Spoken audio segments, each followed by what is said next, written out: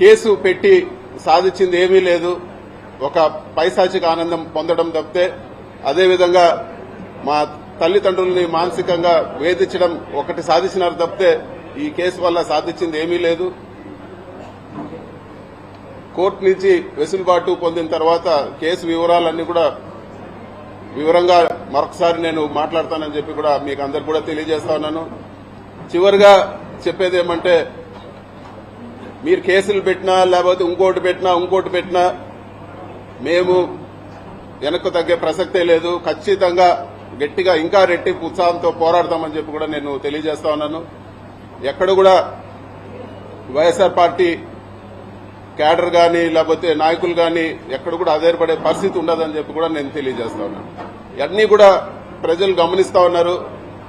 ఇవన్నీ కూడా ఒక డైవర్షన్ టాక్టిక్స్ లో భాగమే అని చెప్పి కూడా అందరూ కూడా గమనించాలని చెప్పి కూడా నేను కోరుతా ఉన్నాను. ప్రభుత్వం చేయాల్సిన పనులు పక్కన పెట్టి ఏదో ఒక అభూత కల్పన చేసి రకరకాల కేసులు పెట్టి నాయకులందరినీ కూడా జైళ్లలో పెట్టి, సంబంధం ఉన్నా లేకపోయినా ఎట్లంటే అట్లా జైళ్లలో పెట్టి, ఇదంతా కూడా వాళ్ళు చేయాల్సిన పనుల నుంచి డైవర్షన్ చేసే పరిస్థితి ఉందని చెప్పి కూడా మనం అందరం కూడా తెలుసుకోవాలని చెప్పి కూడా నేను తెలియజేస్తా ఉన్నాను.